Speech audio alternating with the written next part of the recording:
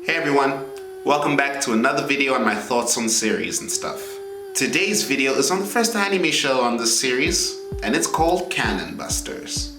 Cannon Busters follows the story of Sam, a high-end friendship robot who is in search of her best friend, Prince Kalbi, the heir to a highly advanced kingdom known as Boutica. Joining her is a criminal that everyone wants dead, and the greatest swordsman never known. And what's probably my most favorite companion of Sam's is Bessie. Bessie is an oversized Cadillac Eldorado that can also transform into a giant sentient robot. Giant sentient. Bessie's sentient? But before we get into that, why don't you go ahead and hit that big red button? Yeah, that's right, subscribe. We're trying to reach a goal of 1,000 subscribers, and we're almost halfway there, so we'd really appreciate it if you subscribed and if you shared this video with your friends so that they could subscribe too. Don't forget to hit the bell to be notified about every time we upload. And if you'd like to show some further support, become a bro by becoming a patron. Bros get early access, behind the scenes content, and all sorts of other perks. So visit our Patreon and go ahead and let us hold $1. All done? Great. On with the show. So I finally watched Cannon Busters. About time, mate. It only took you like an entire year to watch it. I know. But I finally watched it now. And it does not live up to your hype. Well, it didn't suck. Yeah, I guess I didn't like it. It felt very underwhelming. It just felt like there were parts that didn't make sense or just didn't work together at all. Alright, let's hear it then. Pitter patter, let's get at her. The opening is whack. The song is so good though. The music is nice. The visuals are nice. But they just don't match at all. Oh yeah. You know, I do remember something feeling off about the opening. Couldn't quite place my finger on it. But it's not the first time we've seen shows with bad openings. True. What did you think of the setting? They had people getting shot and dying right in the first episode. Yeah, they shot Philly the Kid right as he stepped out of the bathroom. No questions, no stories, just boom, bullets. Really is a Wild West. And didn't they do his immortality in like the coolest way possible? Seeing him come back time and time again from ever more gruesome deaths, wow, that was cool. Oh, and a number being tattooed on his body for every death? Ingenious idea. But let's get one thing straight. What? Some of his deaths were a little questionable. I mean, yes, I understand that we're in a world where people have robotic limbs, but could he really get up without a spine? You're splitting hairs again, my dude. And they split his spine, yet here we are. Also, these Blitz Raider giant robot royal guard things. What fuel do they run on? Bayhem? Bayhem? Yeah, because anytime they crashed in episode 1, they exploded. Oh yeah. I was more concerned with him turning around and shooting at both machines with his little pistol twice. He shot at each machine more than once, seeing that his bullets didn't leave a mark the first time? Are you dumb? They should have just had him turn the Cadillac into Bessie and fight the robots himself. Okay, Bessie was cool. A Cadillac that transforms into a giant mecha? Come on, what is this, Megasex LR? Awesome, I loved Bessie. And her size as a robot is pretty justified to her size as a car, just like a transformer. These similarities are just piling up, huh? Oh, what the heck, Bessie is a treasure. What did you think of Prince Kalbi and his adventure? What a snotty little brat. I swear, he almost caught these hands. He's literally watching his kingdom be attacked and falling apart in front of him, and that's when he chooses to be an angsty teenager? Bruh. I wanted to slap the black off that kid so bad. And let's talk about how Locke shows up, and you don't even learn his name until later in the series. Who's Locke? You don't remember? The guy who attacked Boutica using magic, even though magic was thought to have been extinct for years? Oh yeah! Why does he look like a gremlin on steroids with an arm that would make Hellboy jealous? I have no idea, bro. Though he seemed to be the king's illegitimate child and half-brother to Prince Kalbi. Even though he really did not look like when I saw that the evil gremlin was an illegitimate child that the king had with the white girl, oh, I was pissed. I was pissed too. Heck, after that I was on the gremlin side. He is the firstborn, so he does deserve the kingdom by birthright. Also, no one probably likes Kelby. He was a little bit... Get this. Remember the market town?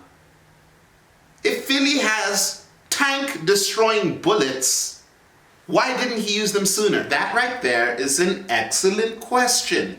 You also never see those bullets ever again. But that is the scene where they introduced Nine the samurai. And Nine was pretty cool. I like the way they wrote his name. Nine is so cool, but as soon as we had him, we lost him.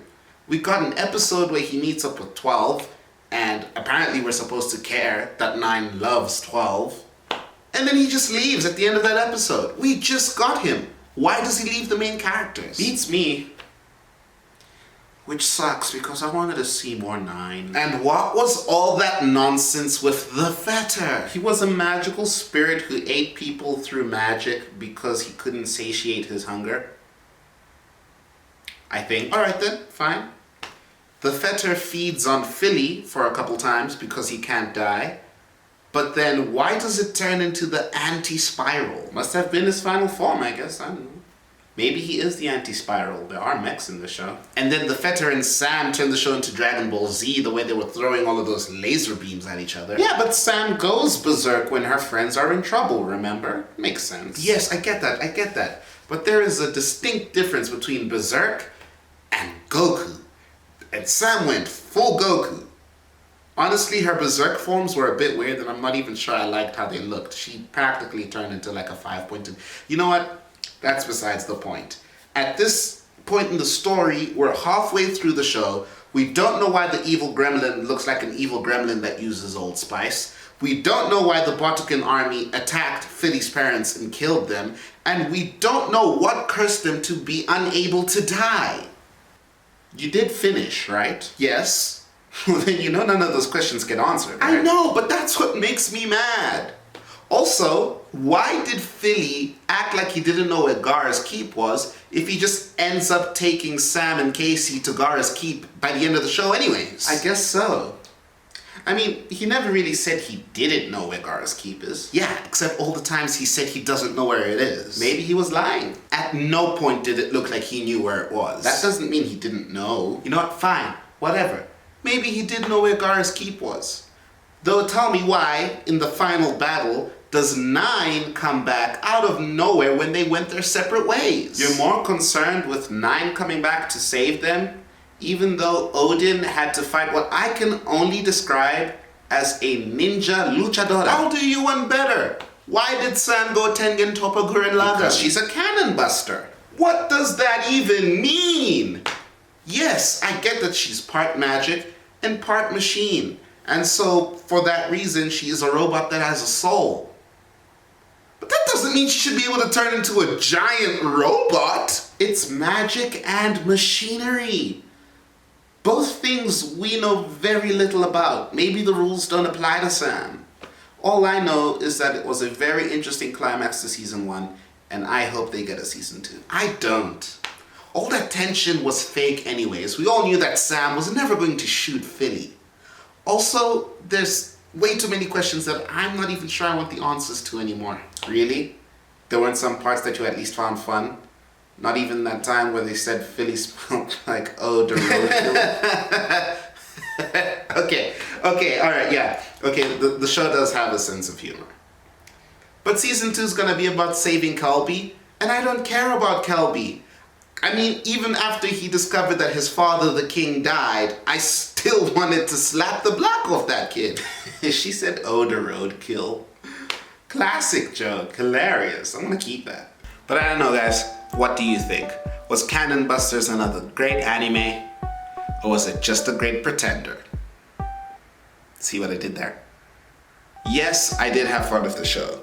One of the things I wanted Guy 1 and 2 to talk about was the city called Squeaky Springs, in which anyone, unbeknownst to you, could be a sheriff. Even the stripper was a sheriff. That's just hilarious to me. But in contrast with all of its darker aspects, like the people who die, not jokey joke die, like dead die, it feels a wee bit indecisive.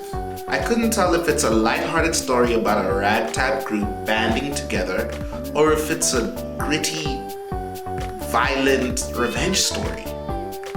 And one thing I actually found very annoying is that around episode 2, they start telling Prince Kelby's story and how he has to leave Boudica when it gets attacked. But because they do this in line with the main character Sam, as she's sleeping, I can't tell if it's a dream, if it's a flashback, or if it was actual B-plot. It took me a long time to really figure that out, and that was not cool. But I guess, can I really blame the show for my own monkey brain? I don't know.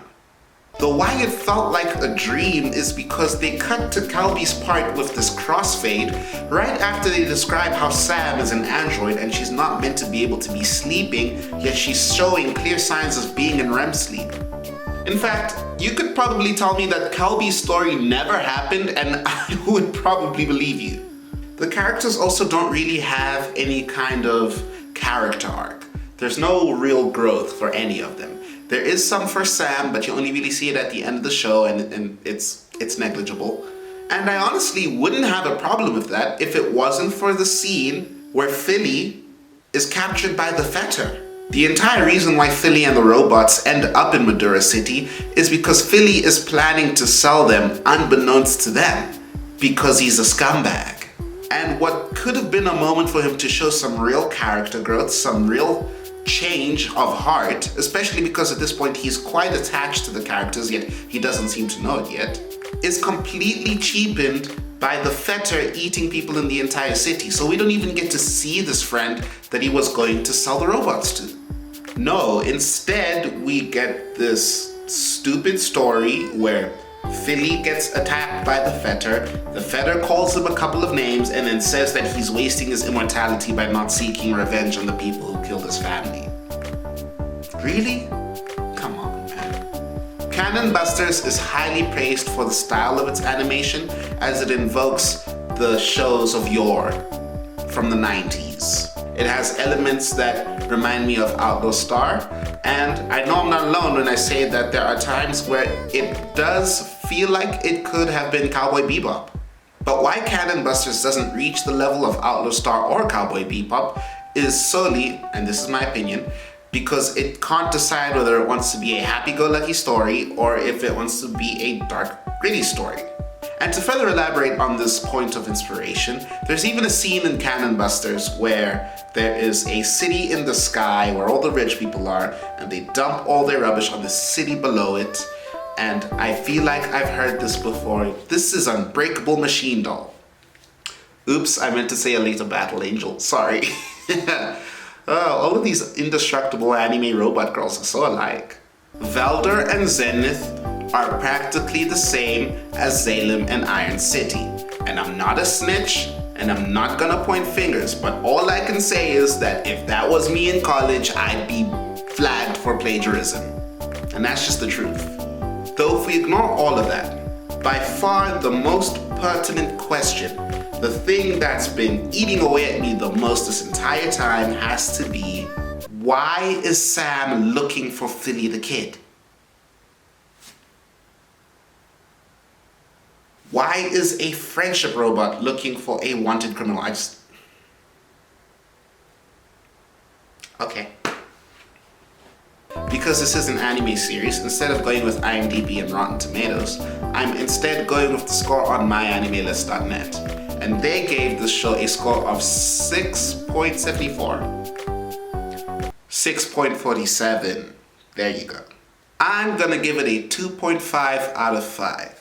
And if it gets to season 2, I think I will watch it again and hopefully that score will go up.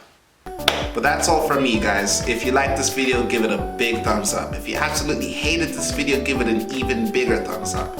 As I said before, don't forget to subscribe and hit that bell to be notified about every time we upload. Of course, after that, visit our Patreon and let us hold $1. Next week's video, God willing, will be on the Mortal Kombat movie. So cross your fingers and toes and hope the patrons make some donations. I hope I get to watch that movie so bad. I love Mortal Kombat. Until then, take care. Bye-bye.